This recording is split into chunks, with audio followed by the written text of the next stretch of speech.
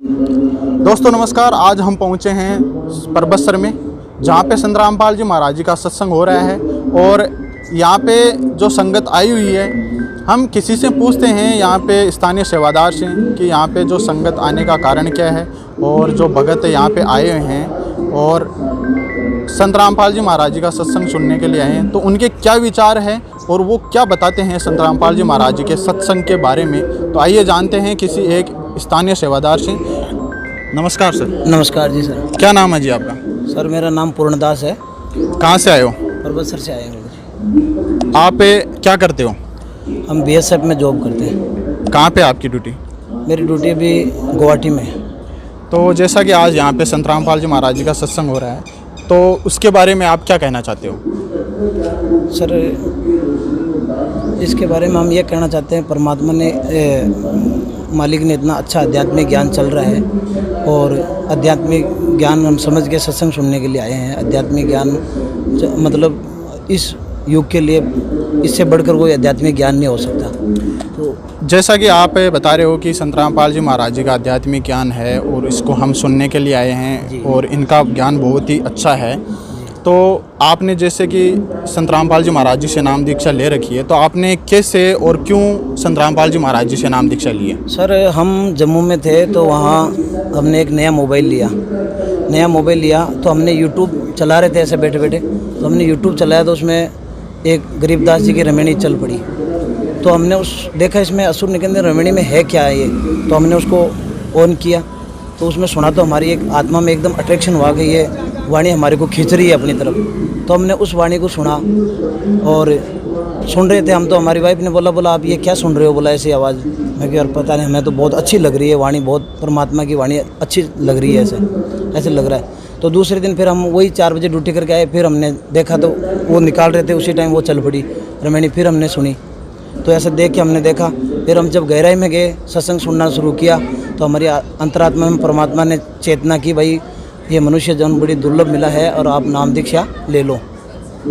तो हमने वहाँ बरवाड़ा में फ़ोन लगाए, पीली पट्टी में जो नंबर चल रहे थे नीचे हमने नंबर नोट कर लिए और वहाँ से हमने बरवाड़ा में फ़ोन लगाया। वहाँ से पूछा, भगत जी ने उठाए, बोला मैं भगत जी हमें फौजी आदमी है, नाम दीक्षा लेना चाह रहे हैं। तो बोला आप कहाँ से बात कर रहे हो? मैं हम जम्मू से बात कर रहे हैं।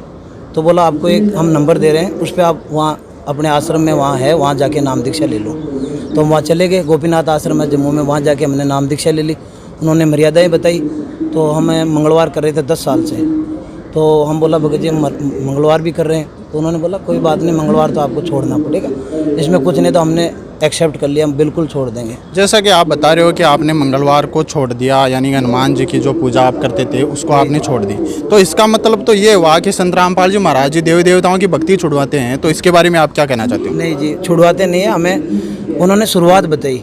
तो हमने जब सत्संग सुना तो हमारे को ज्ञान हुआ कि 3 गुण है ना, जो उनसे भी ऊपर परमात्मा तो अलग है, वो भक्ति हमें करनी चाहिए और वो मालिक दर्शा रहे हैं। अभी इस कलयुग के अंदर परमात्मा सदगुरु रामपाल जी महाराज ने वो बताया है ज्ञान, आध्यात्मिक ज्ञान। भाई वेद शास्त्र गीता में हमने परमात्मा ने ब्रह्मा विष्णु महेश की स्थिति दिखाई है। अक्षर पुरुष कौन है हम तो जानते भी नहीं थे, वेद शास्त्र होते क्या है हमने कभी देखा ही नहीं लाइफ में। भाई गीता क्या लिखा है उसमें, वेदों में क्या लिखा, हमारे को कोई पता नहीं था इस चीज़ का। लेकिन जब हमने मालिक के सत्संग सुने तो उससे हमें दिनों दिन ज्ञान बढ़ता गया, आध्यात्मिक की हमारी रुचि और बढ़ती गई और हम तन मन से भक्ति में लगे रहे परमात्मा की। तो अब आज हमने जब उसको गहराई से जब उसको देखा वेद शास्त्रों को, तो परमात्मा ऐसा जो ज्ञान बता रहे, ये तो इस पूरी पृथ्वी पे किसी के पास नहीं है। ये जो हमारे गुरु लोग बता रहे थे, हमने न तो वेद गीता आज तक देखी कभी। जब मालिक की सत्संग सुनी, आध्यात्मिक ज्ञान हमारा बढ़ा, तो तब हमें देखने की जरूरत पड़ी। तो जैसा कि भारत हमारा देश है, इसमें बहुत सारे ऐसे संत हैं जो आध्यात्मिक ज्ञान देते हैं, तो कहीं ना कहीं हो सकता था कि संत रामपाल जी महाराज जी से बढ़कर कोई ज्ञान दे रहा हो। तो आपने और भी संत खोजे थे या केवल सीधा आप संत रामपाल जी महाराज जी से ही नाम दीक्षा ली थी, या कहीं पे आपने कोई मिलान किया था संत रामपाल जी महाराज जी के सत्संगों से या किसी अन्य संतों के सत्संगों से? खोजे थे हमने भी सर। गाँव में वैसे नकली गुरु बना रखे थे, उन्होंने हमारे को एक मंत्र दे रखा था, ओम नमः शिवाय। तो जब हमने मालिक का जब ये सत्संग सुना और उसमें देखा कि शिव जी तो खुद ही है जो वो भी उनके जन्म मृत्यु के। सर जब हमने मालिक बता रहे थे तो हमने एक दिन बता रहे थे देवी भागवत में 123 नंबर पृष्ठ पे बोला, विष्णु जी खुद अपनी माँ की स्तुति करके बोल रहे हैं, बोला माँ हम तो जन्म मृत्यु आदरभाव और तिरुभाव होता है हमारा, तो बोला आप ही अजर अमर हो। जबकि हमने देखा उसमें तो प्रमाण मिला हमारे को, तो हम एकदम अचंभित हुए। ऐसे बोला यार ब्रह्मा विष्णु जी की अब मृत्यु होती है, ये हमारे धर्मगुरु लोग तो बोलते हैं अजरो अमर है, शिव जी मृत्युंजय है, कालन जी है। जब हमने इस चीज़ को देखा उसमें तो हमें पता चला भाई इनकी तो जन्म मृत्यु होती है। और फिर मालिक ने तीनों गुणों को अध्याय नंबर 7 में श्लोक नंबर 12 से 15 तक उसमें दिखाया। बोला ये मूढ़ लोग मेरी भी पूजा नहीं करे, 3 गुणों में उलझ के रहते हैं। और फिर है जो तीनों गुणों का प्रमाण मालिक ने दिखाया, उसमें देवी भागवत में भी दिखाया है। और उसमें तो आप इस हिसाब से आप बता रहे हो, तो इस हिसाब से ब्रह्मा विष्णु महेश जी भगवान नहीं है, तो पूर्ण परमात्मा फिर कौन है? आप किसकी तरफ बताना चाहते हो, किस तरफ इशारा करना चाहते हो, ये बताइए आप। जब हमने उनको पढ़ा गीता जी सारा दिखाया, तो फिर वेदों में परमात्मा तो पूर्ण परमात्मा कबीर साहब है। पूर्ण परमात्मा कबीर साहब के हज़ारों जगह प्रमाण दिखाए मालिक ने, रामपाल जी महाराज ने हज़ारों जगह बताए, बोला कबीर इज गॉड। कबीर साहिब जी 600 वर्ष पहले आए थे, वो कवि की भूमिका निभा के यहाँ से चले गए, वो तो एक कवि थे, तो आप कैसे कह सकते हो कि वह पूर्ण परमात्मा है? हम इसलिए कह सकते हैं कि कबीर जो कबीर सागर है ना, उस कबीर सागर में परमात्मा की लीलाएं लिखी हुई है। और उसमें ये लिखा हुआ है भाई जो परमात्मा आते हैं अपना तेज पुंज का हल्का शरीर बना के यहाँ आते हैं, और उनकी जो परवरिश की लीला है वो कंवारी गाय के दूध से होती है। और आज तक हमने पढ़ा, हमने देख रहे हैं, हमारे धर्मगुरु भी देख रहे हैं, सब देख रहे हैं, उसमें आज तक ये बोलते हैं ऐसा भगवान बताओ जिसकी कंवारी गाय के दूध से लालन पालन हुआ है, और वो 600 साल पहले आए थे। लेकिन इसका कहीं पे प्रमाण भी है क्या?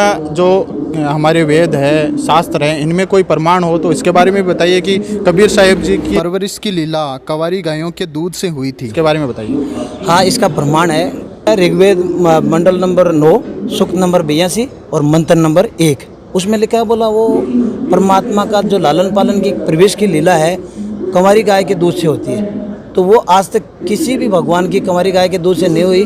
कबीर सागर में अनुराग सागर, उसमें अच्छी तरह लिखा हुआ है, बोला वो कबीर नीरू निमाने कंवारी गाय लाए, शिव उतरे शिवपुरी से, वो बता रखा उसमें। बोला शिव जी आए और उन्होंने नीरू से कंवारी गाय मंगवाई और उस गाय ने दूध दिया और उसको परमात्मा ने पिया। ये प्रमाण परमात्मा का 600 साल पहले का लिखा हुआ है, इससे बड़ा प्रमाण और कोई नहीं हो सकता। धन्यवाद सर। सत्य।